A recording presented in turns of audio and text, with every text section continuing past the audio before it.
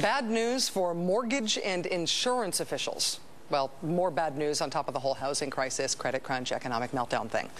Actually, this is bad news for a very specific group of mortgage and insurance workers, the ones who work for Wells Fargo and were about to get to go on a really fancy work-related expenses paid conference in Vegas. Now their trip is off. The Associated Press noticed a bunch of rooms reserved in swanky Vegas hotels and discovered that despite being bailed out to the tune of $25 billion taxpayer dollars, executives at Wells Fargo were still planning expensive trips for their staff. The appropriate amount of outrage ensued from lawmakers and, people who pay taxes. And Wells Fargo canceled the Vegas outing. Although while they were at it, the company spokesperson also went after the Associated Press's reporting, saying it's not a junket, it is a recognition event for hardworking team members. Noted, a recognition event in Vegas, like you do. So, another day, another maddening story about what bailed out execs think is an acceptable expense now that they are funded with public money, now that they have been bailed out. Consider also the Bank of America Super Bowl party, the Morgan Stanley Florida Resort Retreat, the Citigroup corporate jet business, and John Thane's famous office remodeling.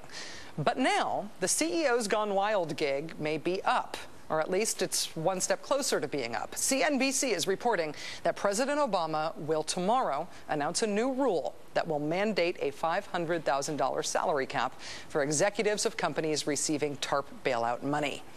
Now, funny thing about this new rule, way back in October of last year when the TARP bill was first passed by Congress, somebody else was waving the red card even then about executive compensation. That somebody was independent Vermont Senator Bernie Sanders, who said this before voting against the bailout. This bill does not effectively deal with the issue of executive compensation and golden parachutes. Under this bill, the CEOs and the Wall Street insiders will still, with a little bit of imagination, continue to make out like bandits. Ladies and gentlemen, the Cassandra of TARP.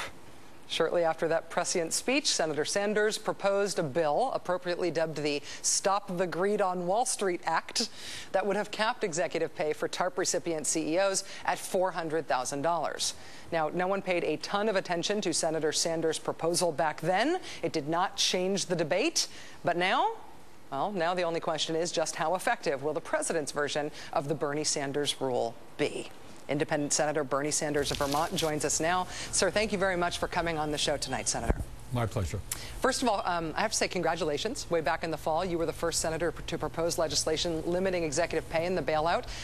The new president was apparently listening, or at least he just started listening. Do you feel vindicated here? Well, I think it's really a good step forward, Rachel, but we have to go a little bit further. There's no stopping these guys on Wall Street. They really live in their own world, as you just pointed out.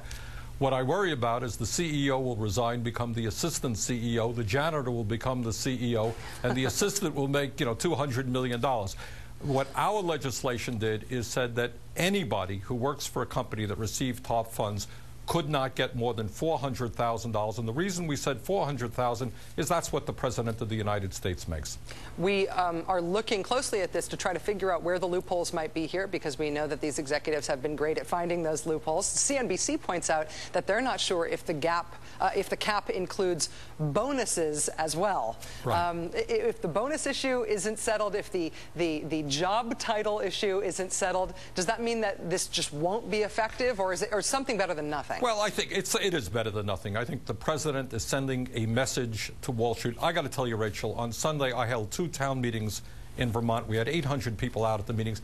People are so angry, they are so furious that a handful of Wall Street executives, 10 or 15 major financial institutions, through their greed, through their irresponsibility, and probably through illegal behavior, has caused intense suffering, loss of jobs for huge numbers of American people, and plunged us into a very, very deep recession. And now, with receiving hundreds of billions of dollars in taxpayers' money, they say, oh, thank you very much, taxpayers. We really do appreciate it. We're not going to tell you how we're spending the money. And, of course, we're going to continue to give out large bonuses. We're going to buy planes. We're going to have big parties. The people of this country are outraged up to here. and we need some real fundamental change about the way Wall Street does business. If this executive pay cap can be done well, can be done without loopholes, and it works, what's next on the agenda, do you think, in terms of making sure that the bailout money that is already committed, because the bailout money is already outflowing, that it can be used in a less exploitive, less immoral way? Well, Rachel, this is the problem with this issue is it is so big that nobody can get their hands on it. It is not just $700 billion. As you know, the Fed has lent out $2.5 trillion. The president is probably going to ask for more TARP money. The Fed, we think, is going to lend out trillions more. So what we need to do, among many other things, is we need to figure out a way that we do more than get back to where we were a couple of years ago by making the financial institutions stable. If the taxpayers of this country are putting such a huge amount of money into financial institutions, we need financial institutions that are going to be beholden to the needs of ordinary Americans and not go back to where we were. For example, just one example, right now we're bailing out banks which are charging American taxpayers 25 or 30% interest rates on their credit card. Does that make sense to anybody? We're giving banks money and they're not telling us how they're spending it. We're trying to loosen up credit in America. They're not doing it.